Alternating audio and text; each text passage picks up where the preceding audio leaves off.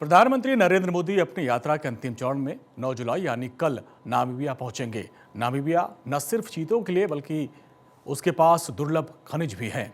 विदेश मंत्रालय के मुताबिक करीब 27 साल के बाद भारतीय प्रधानमंत्री की यह यात्रा दोनों देशों के राजनयिक रिश्तों और व्यापारिक संबंधों को मजबूती प्रदान करेगी।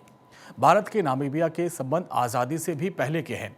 1946 में दोनों देशों के बीच राजनयिक संबंध स्थापित हो गए थे। तब नामीबिया दक्षिण पश्चिम अफ्रीका था और तब भारत ने संयुक्त राष्ट्र में नामीबिया की आज़ादी का मुद्दा उठाया था।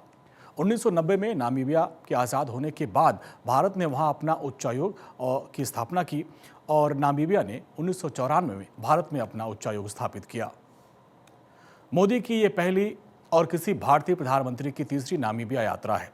इसके पहले 1998 में तत्कालीन प्रधानमंत्री अटल बिहारी वाजपेयी जी ने वहां की यात्रा की थी। 1990 में नामीबिया के आज़ाद होने के बाद तत्काल प्रधानमंत्री पीवी नरसिम्हा राव और पूर्व पीएम राजीव गांधी ने वहां की यात्रा की थी।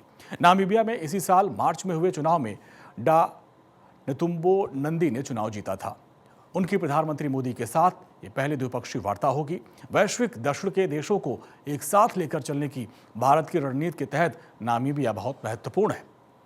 वो दक्षिण अफ्रीका का एक प्रमुख देश है और दोनों देशों के बीच द्विपक्षीय व्यापार 2000 में मात्र $30 लाख का था, जो अब करीब $60 करोड़ तक पहुंच गया है। भारतीय कंपनियों ने नामीबिया के खनन, मैन्युफैक्चरिंग, डायमंड प्रोसेसिंग और अन्य सेवाओं के क्षेत्र में निवेश किया है।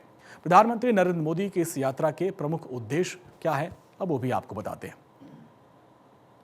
रणनीतिक साझेदारी रहेगी। नामीबिया भारत के लिए रणनीतिक रूप से बहुत महत्वपूर्ण है। भारत की ग्लोबल साउथ रणनीति को मजबूत करने में मदद करेगा। इस दौरे में खनन और ऊर्जा क्षेत्रों में सहयोग को बढ़ाने पर जोर होगा। विकास परियोजनाएं क्या क्या होंगी वो भी आप जान लीजिए। प्रधानमंत्री नरेंद्र मोदी नामीबिया की संसद को संबोधित करेंगे। नामीबिया के नेताओं के साथ विकास परियोजनाओं पर चर्चा करेंगे। सांस्कृतिक और शैक्षणिक सहयोग जो होगा उसमें क्या होगा वो भी समझिए आप। सांस्कृतिक और शैक्षणिक आदान प्रदान को बढ़ावा देने पर भी ध्यान दिया जाएगा।